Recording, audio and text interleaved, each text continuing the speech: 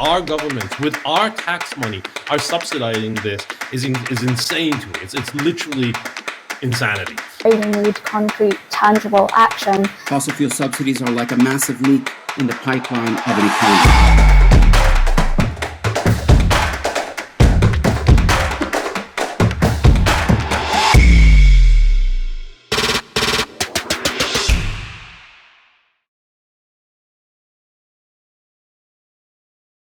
Hello and welcome to Dino Talks. I'm Boaz Paldi. I'm the Campaign and Partnership Manager at UNDP, and I'm the co-host of the episode you're about to watch. This episode was recorded before the war in Ukraine commenced. Our thoughts and prayers are with those people in that country at this very terrible time. We urgently need a peaceful solution to the Ukraine crisis. But at the same time, we cannot put our efforts to address the other challenges, including climate change, aside. As oil and gas prices soar, the burden of fossil fuel subsidies is likely to become even more acute for many developing countries, for the disenfranchised and for the poor. We therefore decided to move ahead with our broadcast and schedule Dino Talks starting today with episode 1. I hope you enjoy the show. Thank you. Just before COP26, a new character took to the stage at the UN General Assembly, warning world leaders and governments, don't choose extinction. This was Frankie the Dinosaur, the new frontman, the new face for a UN development program campaign on the kind of absurdity of fossil fuel subsidies. We at We Don't Have Time really thought this was an amazing campaign, shedding light on a really serious problem in the climate change challenge. And so from COP26, every night when we were broadcasting, we'd have a counter just behind us on the screen, which was counting up how much money governments had spent from the beginning of COP26, indeed to the end of COP26, on these fossil fuel subsidies. The response from our guests was absolutely universal, that this was absolutely crazy. And so it is, because we have the Paris Climate Change Agreement. Governments are pointing in the direction of decarbonizing their economies and hitting net zero by 2050. And yet, on the other hand, the same governments are subsidizing the very fuels that are behind climate change and a threat to the entire planet and its people. We are going to run a series of episodes, 10 episodes in total, that will travel through Earth Day on the 22nd of April into early June, where you have UN World Environment Day, the gathering of world leaders in Stockholm to celebrate the anniversary of the UN Environment Programme, right up to Sharm el-Sheikh in Egypt, where the government there will host the next climate conference, COP27. We want to look at how damaging fossil fuel subsidies are. What are fossil fuel subsidies? How could we spend this money better? And why governments have struggled to actually phase them down and phase them out. And hopefully we'll have some good answers at the end that will encourage governments to do the right thing.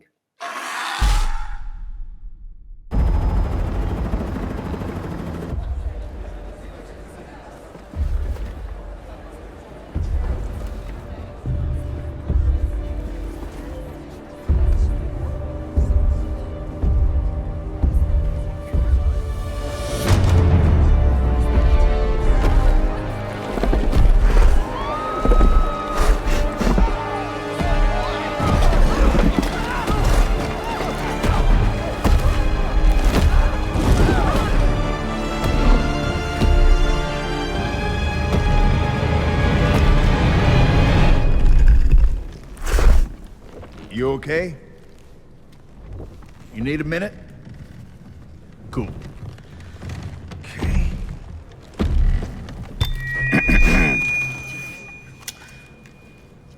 Listen up, people. I know a thing or two about extinction. And let me tell you, and you'd kind of think this would be obvious, going extinct is a bad thing. And driving yourselves extinct? In 70 million years, that's the most ridiculous thing I've ever heard. At least we had an asteroid. What's your excuse?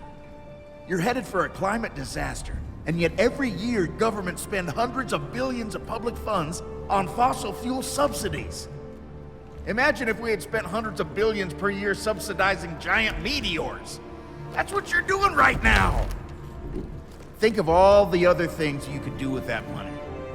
Around the world, people are living in poverty. Don't you think helping them would make more sense than, I don't know, paying for the demise of your entire species? Let me be real for a second. You've got a huge opportunity right now. As you rebuild your economies and bounce back from this pandemic, this is humanity's big chance. So here's my wild idea. Don't choose extinction. Save your species before it's too late. It's time for you humans to stop making excuses and start making changes. Thank you.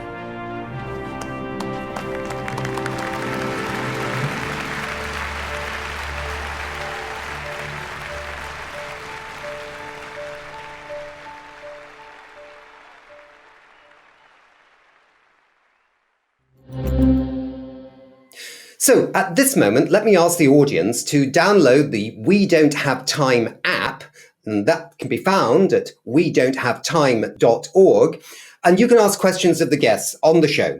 You can also interact with the wider We Don't Have Time family. There's something like 60,000 organizations, institutions, think tanks, governments, UN, and individuals who are regularly generating about 50 million plus social engagement every month. In episode 1, today, we're going to look at how much money is actually being spent on fossil fuel subsidies. What exactly are they and what is actually being subsidized? And also we'll look at how the International Monetary Fund comes to the conclusion that the world is actually spending just under $6 trillion a year on fossil fuel subsidies and, in a sense, on subsidizing damage from things like climate impacts. Later in our debate today, we will have a guest from the UN Development Programme, and not just a guest, but in fact a co-moderator and a co-host.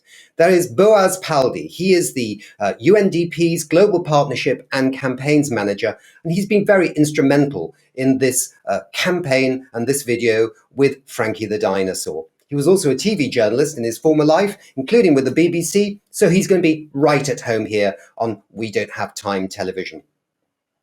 I also want to thank as well Prime Computer, which is a partner with We Don't Have Time, and they have generously supported this 10-part series we will be having over the coming months. So thanks very much indeed.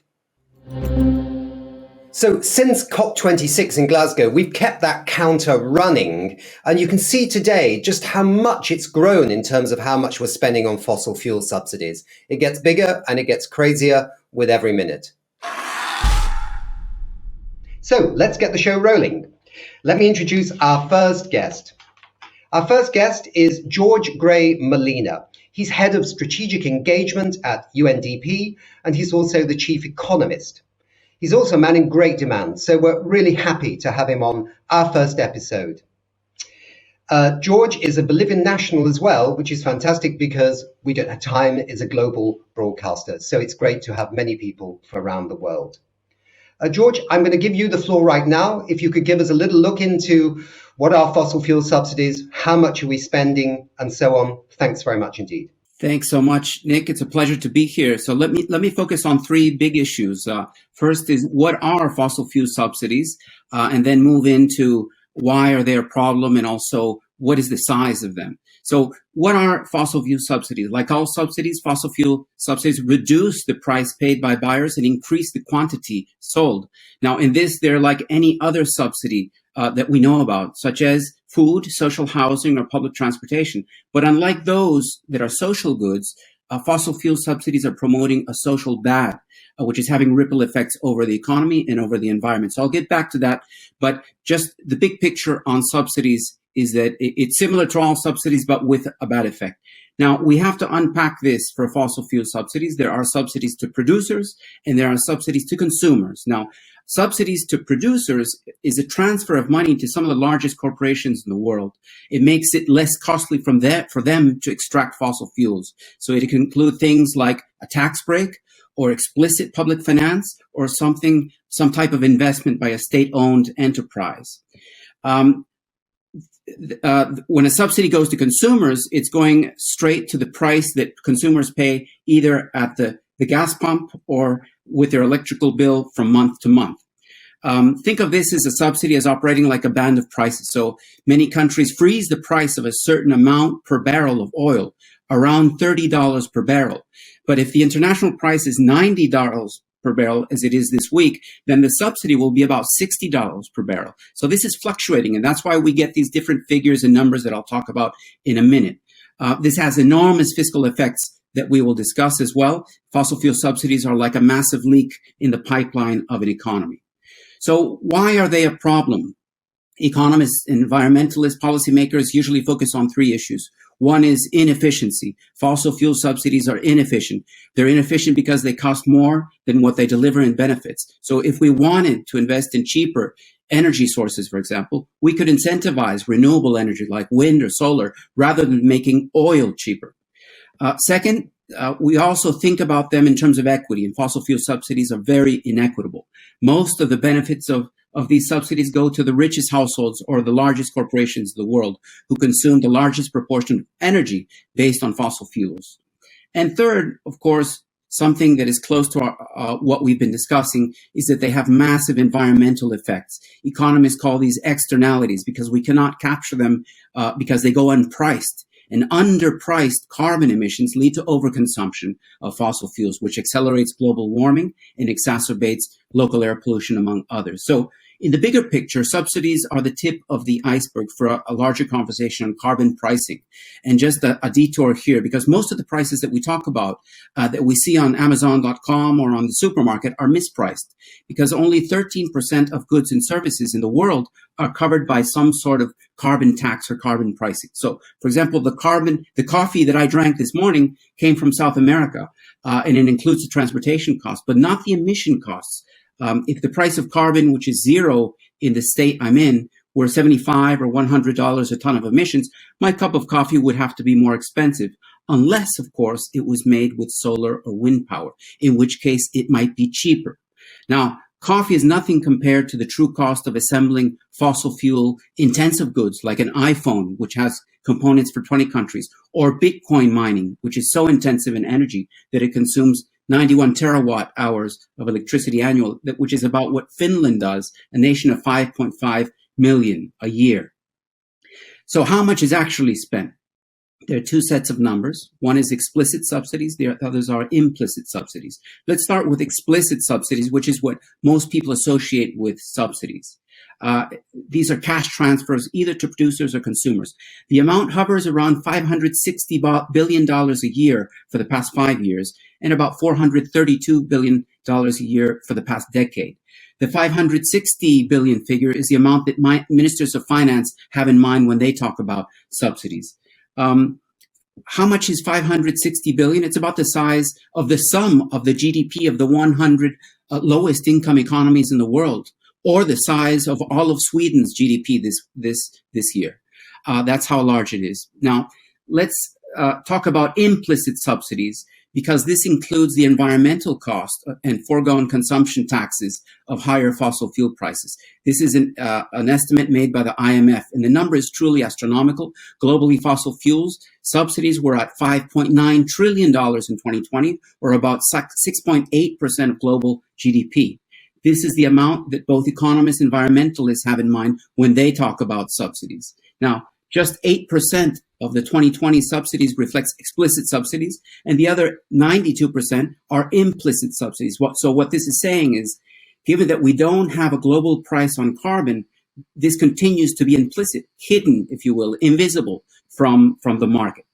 Now, what could be done with $423 billion a year or fixed $564 billion a year? For starters, this is about 4 times the size of climate financing pledges at COP26 at Glasgow, which was around $100 billion. It's also 4 times the total amount of subsidies that are geared towards renewable power generation right now, which is about $120 billion. So the key ratio is 4 to 1. And unfortunately, fossil fuel subsidies are winning in that battle. Now, the amount of these subsidies could pay many things. And as we move out of COVID, we're reminded of this impact over social protection, over vaccine availability, or even over poverty. So just an example, $400 billion of subsidies could cover 4 years of the highest paid COVID vaccines for 90% of the world at current prices. it could cover the amount needed to provide a temporary basic income for all vulnerable people in lower and middle income countries for up to 6 months and up to 16 months in lower income countries. And it could pay 3 times the annual amount required to eradicate global extreme poverty today, measured at $1.90 day of poverty. Sorry. Up to 6 times allocated entirely to either low income or lower middle income countries. So let me stop here, Nick. I think the key issues are then, what are fossil fuel subsidies? Why are they a problem? And third, how much do we spend? Thanks a lot, George. And of course, through the series of 10 episodes, of course, we're going to cover a lot of those issues, take a deeper dive and understand them in more detail. So thank you very much indeed. Just one very short question, George. I mean, you mentioned some numbers like over the last 10 years and things like that. I mean, fossil fuel subsidies, both, the explicit and the implicit, blah, blah, blah. Are they generally going up, or are they going down, or are they kind of stable? Or what is going on with the subsidy in terms of numbers? Well, unfortunately, this fluctuates with market prices. So, for example, last year, the barrel of oil was at $50, but this week it's at 97. So it's increased by $47 a barrel just in this year. Now, just as that happens this year, it could go down next year. So it fluctuates depending on market prices. Right. Okay, great. Super. Just stay with us, George. We're going to now go to our second guest on this show. And our second guest is Ploy Akakowicz. Yeah, sort of right. If I got it wrong, do clear that one up for me, Ploy, who's coming in live from Thailand. Ploy is with the Stockholm Environment Institute's United States arm, and she is a postdoc graduate scientist from the George Washington University in the United States. She was a sustained U.S. youth delegate to the 2014 UN climate negotiations, and she was included in Grist magazine's top 50 fixers in 2019. But for the purposes of this show, Ploy is with us because she's a lead author on the production gap reports, which are coordinated by the UN Environment Programme, Stockholm Environment Institute, the International Institute for Sustainable Development, E3G, and the Overseas Development Institute. That's quite a lot, but I got through it, yeah. So Ploy, can you give us some heads up on the production gap reports findings and how that links to this story of the fossil fuel subsidies? Thank you. Yes, thank you, Nick. It's a pleasure to be here with you all. So subsidies are obviously just one of many ways by which governments continue to support fossil fuel extraction. Many governments also issue national targets and projections for coal, oil, and fossil gas production that help to drive policies and investments in the energy sector. And it's important to bear in mind that state-owned fossil fuel companies currently control around 50 to 55% of coal, oil, and fossil gas production today. So governments' plans and projections for national production are usually issued by each country's respective departments of energy, but they're rarely ever included in a country's climate mitigation discussions, such as in their nationally determined contributions that are submitted to the UNFCCC under the Paris Agreement. Now, perhaps this shouldn't come as a surprise, given that the Paris Agreement text itself doesn't mention the words fossil fuels or coal, oil, or gas. And we've kind of seen that international climate governance over the past 30 years is really largely focused on the demand side of the equation. That is, how much greenhouse gases are being emitted by each country. But given that around 75% of greenhouse gases ultimately derive from fossil fuels, we think it's also important to ask the question of how much fossil fuels are being produced by different countries. After all, don't they also bear some responsibility as producers of these harmful products in our race to get to net zero emissions by mid-century? And so in 2019, several research institutions that Nick just named came together to introduce a new concept and metric called the fossil fuel production gap, which is designed to complement UNEP's long-standing tracking of the emissions gap. So the production gap essentially measures the discrepancy between two things. First, the future levels of coal, oil, and fossil gas production that are being planned and projected by governments worldwide, And second, the global levels that would be consistent with limiting global warming to 1.5 degrees Celsius or to well below 2 degrees Celsius as mandated by the Paris Agreement. Let me first briefly explain how we calculate these two different pathways. So first, we estimate the global pathways of coal, oil, and fossil gas production that would be consistent with the Paris Agreement's temperature limits by using what are called mitigation scenarios or integrated assessment models. So to inform how the world could stay below the Paris Agreement's warming limits, scientists and economists have developed a suite of tools known as integrated assessment models that analyze a broad range of physical, economic, and social data to assess how the world's energy and land use systems could transform in an optimal and cost-effective way. And these mitigation scenarios basically chart out, for example, the pathways of global coal, oil, and gas supply and demand that would be consistent with emissions pathways that limit warming to 1.5 or 2 degrees Celsius. So that's the first component of our production gap. Second, we compile and review recent and publicly available national energy outlooks of 15 major fossil fuel producing countries. We sum up their projected production of coal, oil, and gas, and then their aggregate projections are scaled up to derive a global pathway based on their estimated shares of future global production as modeled by the International Energy Agency. And so the difference between these two pathways in any given year gives us a measure of the production gap. Now, as I said, we first introduced the production gap in 2019, and we've been tracking this metric for the past 3 years. And unfortunately, our findings have basically stayed the same in all of this time. We estimate that in 2030, the world's governments are planning to produce more than double the amount of fossil fuels than would be consistent with limiting global warming to 1.5 degrees Celsius, and around 45% more than consistent with limiting warming to 2 degrees Celsius. And by 2040, this gap grows to 190% and 89% respectively.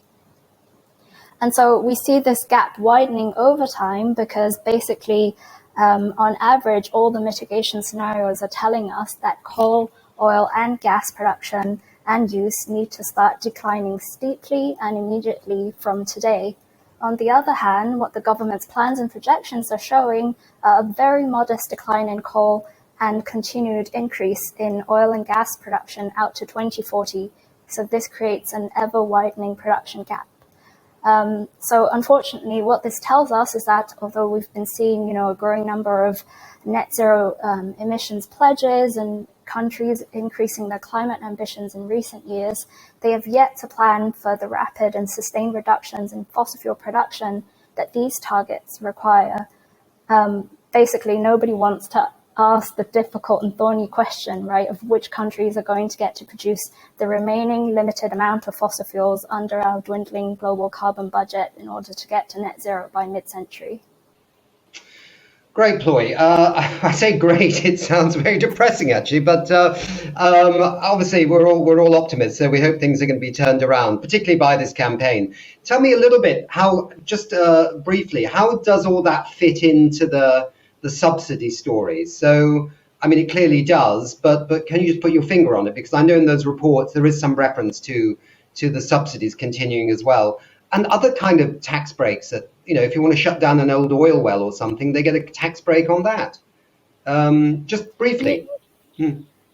Yeah, so I mean, I think in the report, we kind of hone in on the plans and projections of governments and how that tracks to, levels consistent with limiting global warming to 1.5 or 2 degrees Celsius. But we also kind of go into other mechanisms like fossil fuel subsidies, the amount of resources controlled by state-owned companies, public and international financing that are still provided to developing national and international fossil fuel resources, and kind of really lay out all the ways in which governments are still providing policies and financing to support fossil fuel extraction at a time when we rapidly need to be decarbonizing. Right, got you. Okay, so let me bring in my co-host, Boaz Paldi from the UN Development Programme. As I mentioned before, he's the Global Partnerships Manager and Campaigns Manager Boaz, first, congratulations on your campaign. Unbelievable. Well done, UNDP. Takes a lot of guts to do this sort of thing in a UN world. And also to Achim Steiner, obviously the head of UNDP, for presumably rubber stamping it. So that shows great confidence. Thank you. But can you give us just a few reflections on what you've been hearing from Ploy and from George? So thanks so much, Nick. And first of all, thank you for your kind words. Achim Steiner did much more than rubber stamp. He was intricately engaged with this and was on George and mine case every single day for about a year and a half on this campaign. So it's very much his campaign as much as it is anyone else's. My reflections are. I speak with George quite a lot. George scares me quite a lot. Ploy is scaring me. This whole issue is to me an extremely important issue that is, easily solved, but is extremely difficult. And so I think that, by reaching out to people and trying to get a global movement behind this idea, it is absolutely essential that we try and do that. That's why, the partnership with We Don't Have Time is so important, because we need to reach, people. Ploy and George are in the realm of policymakers. They're thinkers, they're, economists and doers, but we need every single human being on this planet to understand this issue and to understand why their governments are doing what they're doing, and try and see if we can find joint solutions to this incredibly difficult issue. The production gap, as Ploy describes it, is just it seems absurd that's the direction that governments are choosing to follow. The idea that governments are subsidizing fossil fuels, when we know from the scientists exactly what fossil fuel subsidies do and what fossil fuels do, and the idea that our governments with our tax money are subsidizing this is insane to me. It's literally insanity. So what we need to do is explain this issue as simply and as concisely as we possibly can to every person on this planet, and ask them if it's okay with them. Ask them if it's okay with them that their tax dollars, their tax money are going towards the destruction of our planet. We only have one planet to live on. This is our planet. I don't believe that we'll be colonizing Mars anytime soon. And we need to find a solution for this planet. We need to find a solution now, but we need to do it immediately. And this is a major obstacle in our path. So for us, kind of like the road to decarbonization is long and winding. But as a first step, let's tackle this absurdity in 2022 that we are still paying for the destruction of our planet. That our governments are paying with our money for the destruction of our own planet. As Frankie said, they had, the dinosaurs had an excuse. A giant asteroid hit them. They didn't have any choices. We are doing this to ourselves. That's the absurdity here. So those are my reflections. Okay. Well, I think we were going to ask George a bit about some of those areas where the money could be better spent, but perhaps I think he maybe covered that before. But maybe George, just specifically, are there any other areas that spring to mind? If I may just jump in, Nick, and just ask George a question that occurred to me. George, this is a political issue in many, many ways. We see when governments try to reform fossil fuel subsidies that bad things happen. We saw it in Kazakhstan a few weeks ago. We saw it in Paris. We've seen it all over the world. We've seen it in some Latin American countries. What are some of the ways that that countries can stop that effect? That they can stop, before the rioting gets into the street, to make sure that their citizens are on board and they can move in the direction of some kind of reform? I think that's a great question, Boaz. One of the big things that we've seen from the point of view of policymakers is that some policymakers in the developing world actually do want to get rid of fossil fuel subsidies, but they're having a hard time doing it. So let me explain at least 3 lessons that we've learned by looking at different cases across the globe. One is that it's usually not a good idea to reduce fossil fuel subsidies if it's only for fiscal purposes. So if you're a minister of finance and what you want to do is austerity and bring down the deficit, this is probably not the reason or the rationale to do that. It should be part of a green transition plan, of an NDC, of a plan to transition away from fossil fuel fossil fuels in an economy. The second thing that we learn is that it's not a one-size-fit-all issue. So we know that there's going to be very different ways of doing this political economy for oil-producing countries, for example, than it is for small island developing states that are importing all of their oil and food. So we need to create typologies. We need to think about the different kinds of cases around the world. Not all countries have the fiscal might that the European Union might have, or that the United States might have, or that China might have. Most countries don't have that amount of money for their transition away from subsidies. So we need to think of different ways of doing this. And the final thing is that this is going to require more from global governance. This is a global common good. This is not something that will be solved by each country on their own by themselves. It's something, and I think coming out of the pandemic, we all have learned this. We know that if we don't finish the job at the global level, it will continue. There will be carbon leakage, in other words, vis-a-vis the 1.5 degree target. So we need to work with all countries around the world on this. And this means technological transfer. This means financial transfers. And it means doing energy transitions in some of the poorest places in the planet, some of the most difficult circumstances. So we need to move on that. Fortunately, the UN system, the UNDP, and other agencies are engaged in that battle. Can I just come to Ploy a little bit here? Because it was interesting, you were talking about how the Paris Agreement doesn't actually talk about fossil fuels, which is kind of interesting. But in COP26 in Glasgow, for the first time, some people were quite pleased that coal was being talked about, oil was being talked about. And then we had that very dramatic moment at the end where we were going to have this outcome that was going to talk about phasing out fossil fuel subsidies, and then it got changed to phasing down. I think that was the phrase. But I mean, okay, so we don't live in a perfect world by any means. But did you take some strength a little bit from that ploy that these things were actually being articulated at the least? Yeah, definitely. I mean, I think you're right that, the weakening of the language was a disappointment, but it still marked a milestone, right, for the fact that coal was mentioned for the first time. Phasing out inefficient fossil fuel subsidies was mentioned for the first time in a COP agreement text. And so, yeah, we should kind of see, the optimistic side of that. But at the same time, we are way past rhetoric and commitments, right? We need concrete, tangible action. Remember that G20 countries have been committing to phase out inefficient fossil fuel subsidies since 2009. That's 13 years ago. So we need action now, not just empty promises. Let me ask another question before going to Boaz. But I see that the IMF in its last report, if I get this right, says that the fossil fuel subsidies could go over the 6 trillion mark per year to about 6.2. So how do we stop that? Or is that just like one of the laws of gravity that we can't stop it? It's just going to happen automatically, a bit like population growth up to 2050. I mean, anybody got any ideas? Why do they say 6.2? Why?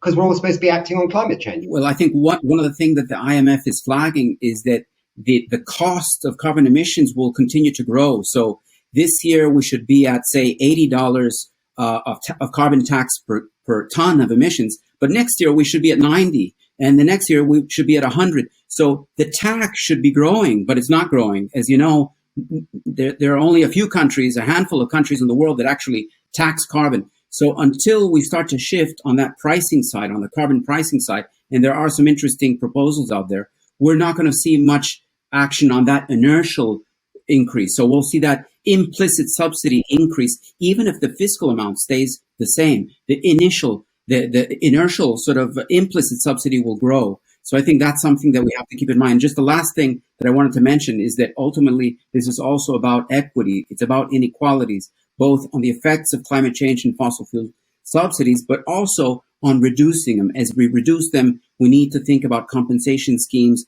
that are progressive, that help the poorest households and do not keep some of the poorest, most vulnerable people on the planet stranded because of the transition that we need to address together. Boaz, is there something you want to ask? If we were to take action today, what would be kind of like, if you had the ear of world leaders, both you and Ploy and George, what would the one thing that you would ask them to do today on this issue be? If you could, in a perfect world, say to them, this is a concrete step that you can take. Ploy, maybe you go first, and then George, maybe your reflections on this as well.